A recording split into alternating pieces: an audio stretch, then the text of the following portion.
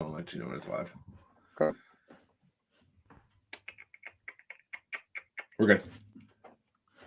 Welcome in, everybody, to the SuperDraft Sunday Study. It's week 2 of the NFL season, and some of us may be licking our wounds after last week, including yours truly, after I punched in a bunch of Raheem Mostert into my lineups.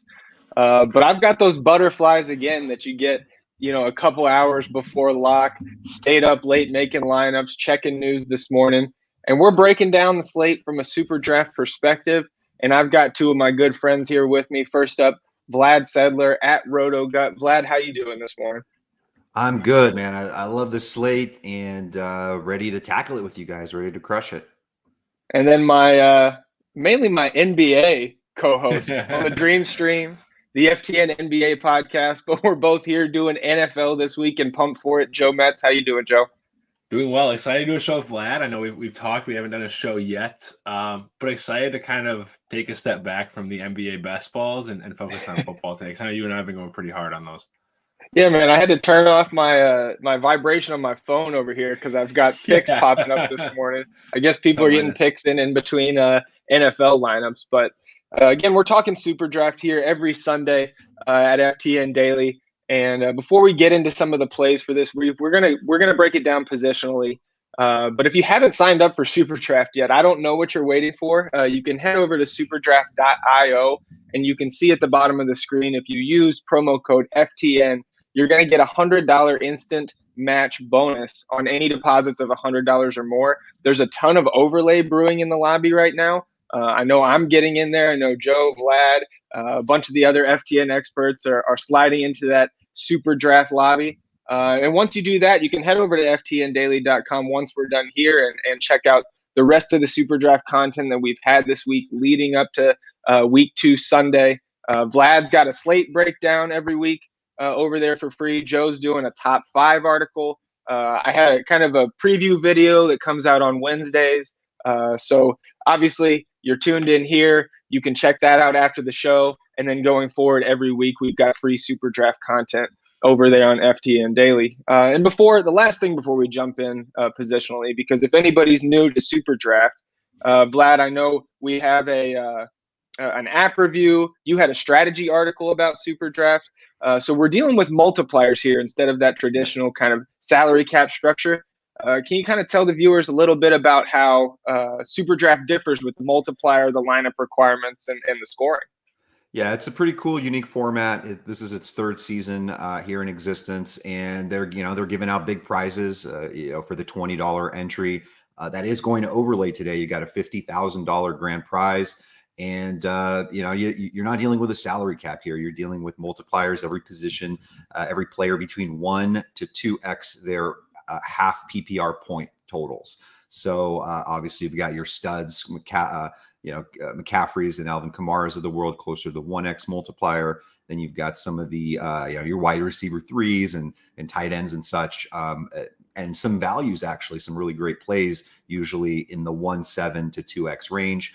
And then just looking at last season, where the average multiplier of a team of 8 on winning lineups was around 1.5. In this first week of the NFL season, we took a look at it, and it was a lot lower of a multiplier. It was 1.26. So, for example, this number is going to vary from week to week, but ideally, you don't necessarily have to just jam in all the 2x guys. You're always going to have some studs in your lineups. Yeah, absolutely. I noticed reading your breakdown of last week's big tournament winner that I think CMC was in there at the 1x and Tyreek Hill and Travis Kelce. So again, it goes back to kind of that balance you can have, especially in tournaments with your lineups, dealing with these multipliers. So without further ado, we're only here for a half hour every Sunday. So let's jump into the positional plays. And Joe, I'll start with you. At quarterback, I read your article this week. We were kind of in lockstep on Justin Herbert, and I think Chargers-Cowboys is probably the most popular game that we'll see maybe in the first half of this fantasy season.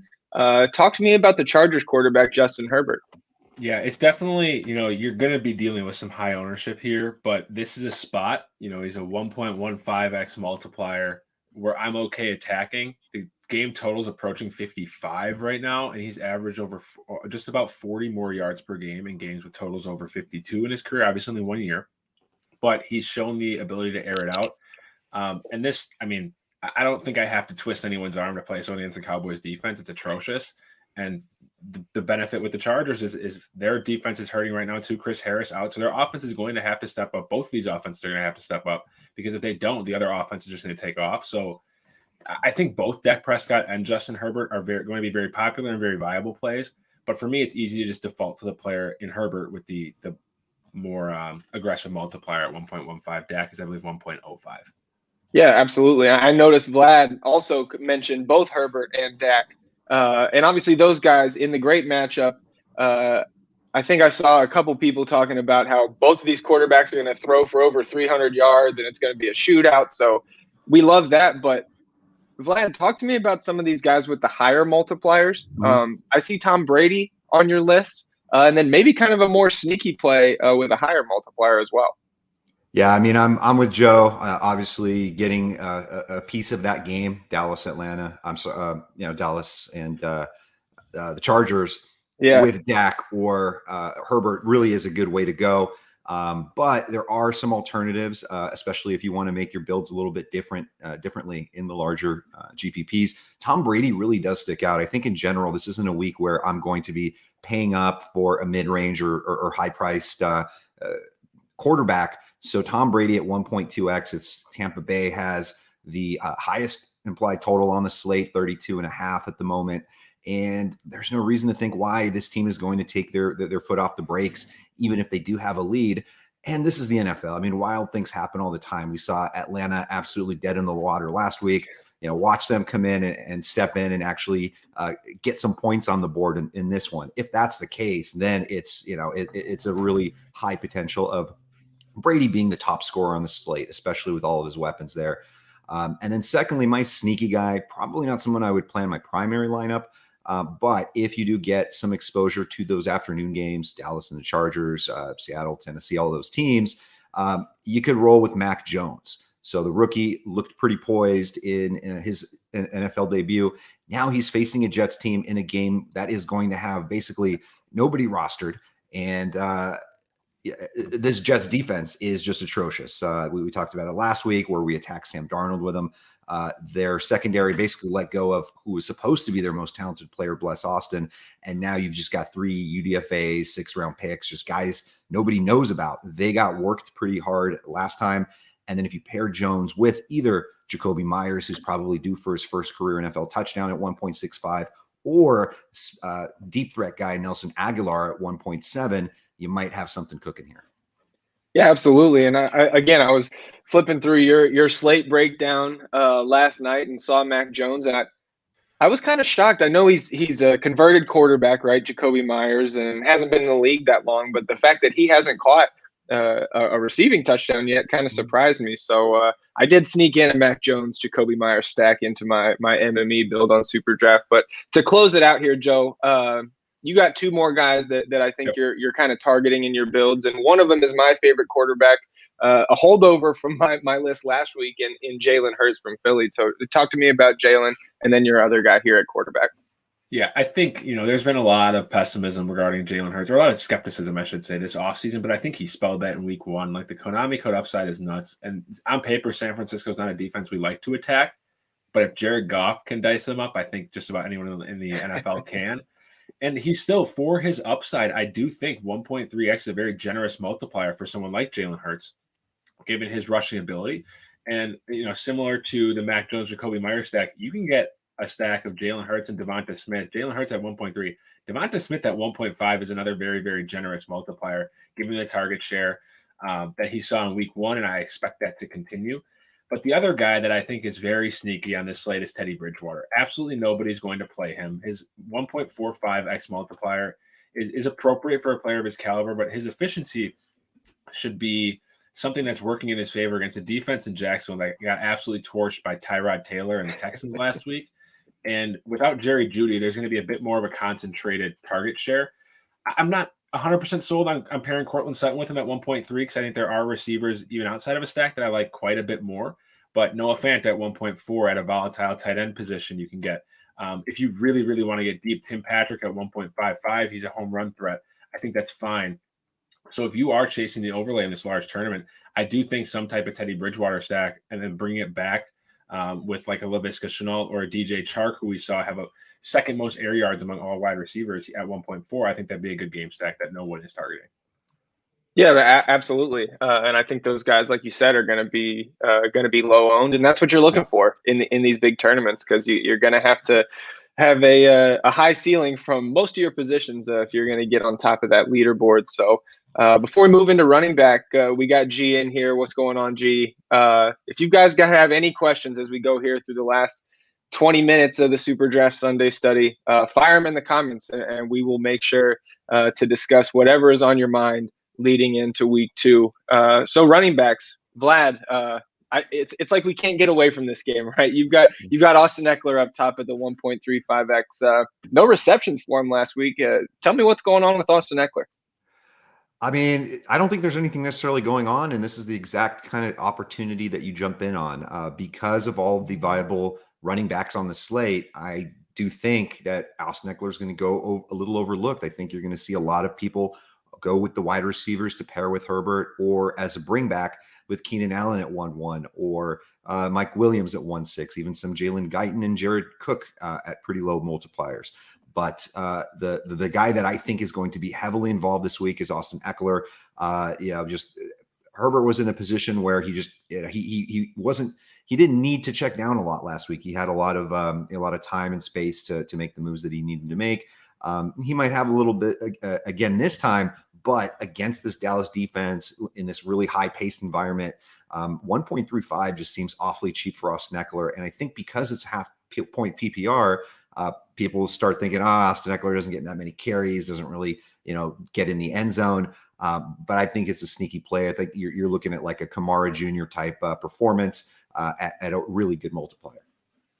Yeah, absolutely. And Joe, I noticed you shied away. I kind of liked Zeke at that same 1.35, and I like Eckler, but you've got a couple guys in here. You've got my guy Najee Harris, right, who I think might be the highest owned running back on the slate. We can talk about his multiplier. But you've got two guys also in the AFC North that I don't have any shares of. So talk to me about those AFC North running backs. Yep. So Nick Chubb at 1.2x and Joe Mixon at 1.4 are similar from a volume perspective. Mixon saw 33 touches last week. I think the absence of Gio Bernard just rang true in week 1. Obviously wasn't getting the majority of the rushing work, but the third down passing work, we saw Joe Mixon take over. Bengals offensive line is nothing to write home about, but neither is this Chicago defense. Their front seven is probably the better part of their defensive unit, but if you're getting fed 30 times in a game, that doesn't really matter. So getting 1.4x as a sheer volume play is something that's appealing to me, especially around that range where someone like Najee Harris or Chris Carson, those are going to be extremely chalky players. Just a very easy lateral pivot. Nick Chubb he was my gut feeling earlier this week. 1.2x against probably the league's worst run defense in 2020 in the Houston Texans. I don't think Baker is going to have to throw more than 30 times, maybe more than 25 times in this game. We could very well see 25 carries, like 180 yards and 2 touchdowns for Nick Chubb. This is the type of game he can have against this team. So I think getting him for that 1.2x, where I don't think there's going to be very heavy ownership on him, is a good way to differentiate. And I think it's a very, very stable play with enough upside at the multiplier. Absolutely. And going back to Mixon, I mean, I think it was reassuring for both daily and season-long owners that you didn't see any Samaje Perine or Chris Evans jumping in there to steal, the majority of that third down work. So, Vlad, kicking it over to you. You've got the Rams running back who they brought in Sony Michel, who didn't see a ton of work in week 1. Talk to me about Daryl Henderson, and do you think maybe Sean McVay will give some work to his other running backs this week? Yeah, I mean, there was actually even a quote from him that was basically sort of going against what he said earlier about getting Sonny work in once he's familiar with the offense. But this now sounds like it's going to be the Daryl Henderson show. So we'll see about that, because it's a very Kyle Shanahan type situation where you just don't know what you're going to get out of McVay. And you see Sonny come in and stroll in there for a couple of 1-yard goal line scores. But I do think Henderson handles the majority of the work, just as he did in week one. I think it's going to be a little bit of a slower pace matchup here. And I think with so much ownership and attention on Tyler Higbee and Cooper Kupp and those guys, I think Daryl Henderson slides under the radar a little bit. People are going to be, jamming in Najee Harris and Chubb and Zeke and Carson, and sort of overlook a 1.55 Henderson, who really has as much 2 touchdown upside as anyone. And so among the morning games, Daryl Henderson's one of my favorite plays. Sure, absolutely. And before we move into receiver, this caught my eye because Joe knows that I'm always down for a good value play. All my NBA people will know about my many Facundo Campazzo nights. But you've got and Euro leagues, yeah. But you've got a 2X guy listed down here, and he didn't end up. He's kind of in a committee right now out there in Denver, and his backfield partner was the one who got all the shine after a long 70-yard touchdown run last week. But talk to me about the rookie, Javonte Williams. He's at that 2X multiplier. That always catches my eye. Yeah, and you nailed a couple of important points there, and especially if it's a situation where Denver is out to an early lead and that Fangio defense is really working their magic. I think it could be an opportunity for him to get a few extra carries and to shine. He just didn't do much with them last week, 3.3 yards per carry, but very close in terms of snaps and carries last week with Melvin Gordon. Obviously, Melvin Gordon just broke out on that big one. Who's to say Javonte can't get that done this week? Jacksonville was shredded by Mark Ingram of all people last week. They are still one of the worst running rush defenses in the league. And at 2X, man, I just, for whatever reason, I can't bring myself to not click him into a couple of lineups and just be in there early on the big score. Especially this is a guy that had essentially 4th round draft capital in all season long leagues. Yeah, I mean, I completely agree on Javonte. And again, I love that 2X multiplier because if he trucks his way into the end zone, you're getting 12 plus points for one play on that. So, yeah, I'm right there with you on Javonte. And so Steven tuning in says Javonte for the win. So, and we've got a little Javonte Williams group going here. Let's jump into wide receiver.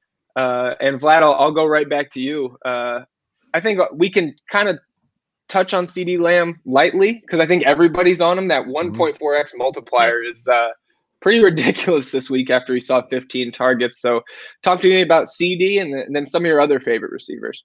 Yeah, I mean, that's an interesting one. And if you think about the level of rosters that he's going to be on this week, and if you are building multiple lineups, you're definitely going to want to have somewhere you're just fading CeeDee Lamb because you just never know, especially in a half point setting or half PPR point setting, if he doesn't get in the end zone, if he just goes 8 for 80, that's decent at a 1.4x, but it's not going to be on the optimal lineup. It's not going to be on the lineup that wins tournaments. So I do think either double stacking with Dak, Lamb, and Amari Cooper at 1.2x, I think is in play. And I do think there's some ideas here to pivot from Lamb to Cooper in some builds. I'm really big on Mike Evans. I really think that Tom Brady is going to be greasing that squeaky wheel this week. Talked about how he's a Hall of Famer earlier in the week, and it's sort of that Russell Wilson thing where sometimes it's DK Metcalf week, then it's Tyler Lockett week. He just kind of locks in on one guy. Here, Brady doesn't necessarily have to lock in on one guy because he's got so many, but just the advantage that Mike Evans has over this horrendous group of cornerbacks of Atlanta, I think it's going to be pretty easy for him to at least get him one in the end zone and maybe a monster game for him as well. Yeah, no question. I think that's kind of been tough the last year plus a week now with Brady on the Bucs and how many weapons he has and the fact that he can distribute it everywhere. I like you talking about kind of greasing that squeaky wheel there after Mike Evans had a slow start in week one. Joe, obviously CeeDee Lamb on your list as well. So we won't rehash CeeDee. But give me some of the other wide receiver favorites for you on SuperDraft this week. Yeah, I expect him to be somewhat popular, but Cooper Kupp is one that if you're running one lineup, I think he's an uber safe play. Dominated the target share, was the only wide receiver with 10 or more targets in Stafford's first game. He's averaged over 5 catches a game each of the last 2 years with Jared Goff. Los Angeles should have their way in this game once again, and I think they're actually going to have to air it out a little more, which benefits Cooper Kupp, especially with Xavier Rhodes out. We saw what happened to the Colts secondary against DK and Tyler Lockett last week. I think we could see similar damage this week with the Rams. I also really like Mike Williams at 1.6. This game is going to be chalky. I think there are ways to get a little different or just amplify your stack. I think Mike Williams is one way. My strategy with SuperDraft, when I'm looking at these multipliers, probably 1.5x and higher, I just look for those big home run threats. And Mike Williams kind of profiles as that. He's the high ADOT deep target guy, but he also last week added volume to that. He had 12 targets last week. If we see him become a volume receiver in addition to the home run threat, I mean, he's going to be sitting at probably 1.1, 1.2x if he's healthy the rest of the year, if that comes to fruition. So he's just one of those guys I want to get ahead on early, and if I'm full stacking this game, he's going to be a part of it. Yeah, I like all that a ton. Cooper Kupp, I think if I was building a cash lineup on SuperDraft, and CD would probably be the two mainstays that I put in first. And then Mike Williams. We're going to see victory laps on Mike Williams regardless this afternoon, because I think there's a big camp that's like, well, he flashes like this twice a season, right, and then turns back into Mike Williams. But if he continues to get that volume, and the people who have the faith in Mike Williams today are going to be really happy if he gets another double-digit target performance. So we can jump into tight end. I'm big on Kyle Pitts. Vlad, I see that you have him in your list here of favorites at tight end, and Joe, you don't. So I'm going to start with you and explain yourself. Why are you not on Kyle Pitts? And who should I roster besides that? I like Kyle Pitts, but you kind of just gave my reason as to why I probably won't play him, and just because I think he's going to be extremely, extremely popular, which sounds counterintuitive because I have some popular pieces in the rest of my build. But if I'm going to differentiate somewhere, I kind of want to do it at the position that carries the most volatility. As unentertaining as it is, I know Darren Waller doesn't have an additional multiplier, but at the same time, it's really hard to find a tight end that carries his floor and ceiling even with a multiplier. He was getting peppered might be an understatement for last week against the Ravens. It didn't help that Jared Goff. Well, he looked like Jared Goff, but Derek Carr was throwing behind him at times in the first half. But he had 8 targets midway through the second quarter. Matchup doesn't matter when your volume is that high. So I like Darren Waller, and I don't think ownership's going to be there because of the lack of the multiplier. But I also like 2 other pieces. I like Tyler Higbee at 1.5x. He's been the talk of the town on Twitter this week. 100% snap share, running around every one of Stafford's dropbacks. That's what you want out of a tight end, and it's what you want out of a receiver. So you get him at 1.5 in a high-octane offense. I like that, especially if he finds pay dirt. I also like Jared Cook at 1.6x. I think that's a good multiplier. Gets you different exposure to that game stack that I don't think people will have. At 8 targets, he will be a red zone threat. So I like Jared Cook at his multiplier as well.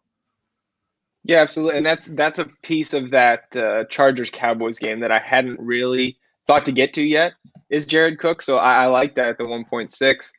And Vlad, completely different list for you here at tight end. And it's interesting because I think going into week 1, I didn't feel like there was a ton of options at tight end on SuperDraft.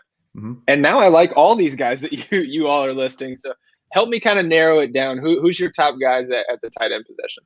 Yeah, and I think a lot of it has to do with how you're building your lineups and maybe getting a little bit of correlation in there, and that's kind of why I like Kyle Pitts. I think coming off a disappointing, basically career debut, I think he is in a good spot, especially if Calvin Ridley is going to be double teamed and tied up. And hey, it could be the Russell Gage show, and he's the one that's getting all the garbage time. But 1.4x, I do think he's going to go a little bit under-owned, considering a lot of people are going to go with Tyler Higbee. I do think you'll see a lot of rosters with Waller.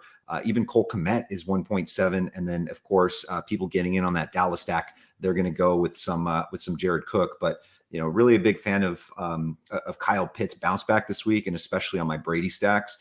Cole Komet, again, another guy, especially if it's Dalton. I do hear that there's going to be a little bit of Justin Fields action in there, which might be nice. But Cole Komet, especially on those short intermediate routes, he's just a good safety valve for Andy Dalton that I think is going to get, basically get a bunch of targets, maybe something in the end zone. Was in on 71% of snaps, running a bunch of routes. So, in on him.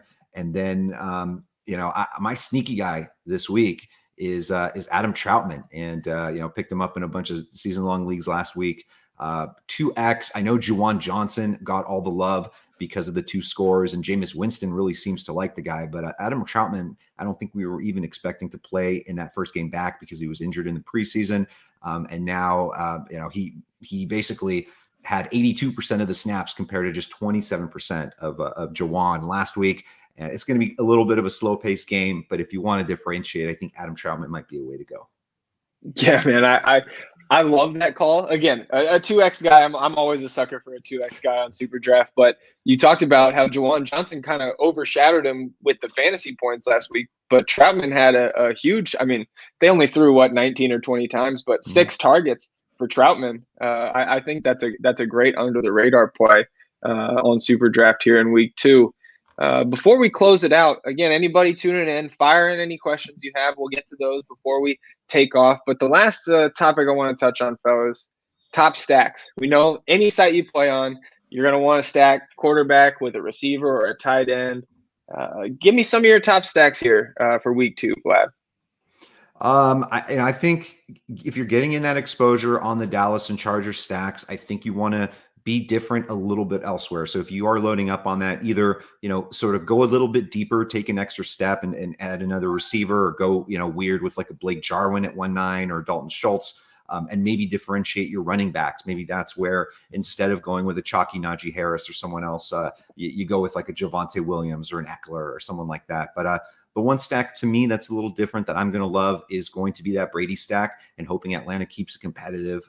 Brady with Evans. You can go one of Godwin or Antonio Brown. Antonio happens to be 1.45x, fantastic multiplier there. And then you can bring it back with Pitts, some Ridley if you want to switch it up, if you're doing multiple lineups, and if you really want to get crazy, a little bit of Russell Gage.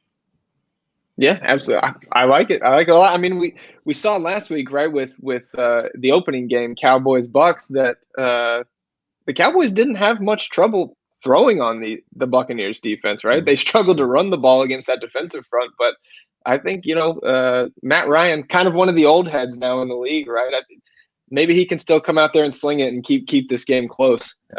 Joe, what's your favorite stack on this week? Are you going to surprise me, or are you going chalk? No, here? it's the chalk, but the way I'm building it is a little different. I'm not including I think if you want to take the normal route, you would probably pair someone like Herbert with a Keenan Allen, or Herbert with Mike Williams, then go like CeeDee Lamb or Amari Cooper. That's fine, but you're not going to take anything down without at least splitting it. So the way I'm getting different, I'm stacking 4 players from that game. I have Mike Williams, CeeDee Lamb, Amari Cooper, and Jared Cook. No quarterback, though. I'm just taking the best multipliers in that game from what I think. And then I'm going with a Philly and San Francisco stack. I have my favorite stack is a 3-man stack with Jalen Hurts, Devontae Smith, and then Deebo Samuel for 1-3. But I actually, the one other player I really like, depending on how you're scripting the game, if you think San Francisco jumps out to an early lead, obviously Hurts and Smith make sense. But Eli Mitchell, 1.75x, report came out that he's supposed to shoulder the load today. It's Kyle Shanahan, so take it with a grain of salt. But if Trey Sermon's hypothetically inactive, that's a pretty hefty multiplier for someone that could creep towards 20 carries and find pay dirt. So I like pairing him if you're scripting the game where San Francisco jumps out to the early lead with a Hurts and Smith stack as well around that big Dallas and LA game stack. Yeah, absolutely. That was somebody I wanted to bring up before we got out of here, is that we didn't touch on that Eli Mitchell 1.75. I do think I saw, and you guys can correct me if I'm making things up, but I do think I saw Sermon is going to be active. But I also saw that report that Eli Mitchell is supposed to handle the majority of the work today. Again, tread lightly with a Kyle Shanahan running game, but we know if anything, it's going to be productive. Again, any last questions that anybody tuning in has, go ahead and fire them into the comments. We'll get to them. And fellas, I mean, like I said at the top, tons of overlay brewing on SuperDraft right now. Let me refresh the lobby over here just to give the viewers some numbers. I know when we started, that big $20 entry contest with $50K up top that Vlad referenced at the beginning, we're still under half full in that tournament, with about 90 minutes until lock. So I'm going to go fire some more entries into that. Wow. I know I will see you guys but in I'm going to do it. Yeah. I'm in. Yeah. And I think there's still open spots kind of up and down. Obviously, that's the premier GPP there, but there is space in the $10 level, the $1 level, going on down through this SuperDraft lobby. So you can head over to superdraft.io, sign up, get registered, and when you deposit, you use that promo code FTN. And on any deposit of $100 or more, they're going to give you $100 in bonus funds. And my favorite thing about that, it's only a 1x playthrough. So it's not a slow drip. You're going to turn those bonus funds into cash fast. I mean, with this $20 entry tournament, my bonus funds are going to be turned into cash, or they're going to be gone, depending on how I do today. You know, I'm hoping for no first quarter injuries for any of my highly owned guys. But that's going to do it for us this week on the SuperDraft Sunday study. If you're an FTN Daily subscriber, you can head over to FTN Daily and tune in to Sunday NFL DFS Live with Derek Brown, Kyle Murray, and I think they've got Tenacious D Jones on there this week. One of my favorite colleagues here at FTN. I know I saw a couple of David Jones memes going around earlier this week, so those guys are going to have fun leading you up to lock here in week 2. And we'll be back next week, same time, same place, talking SuperDraft for week 3 next Sunday. For Joe, Vlad, I'm Zac Graham. We'll see you guys next week. Good luck.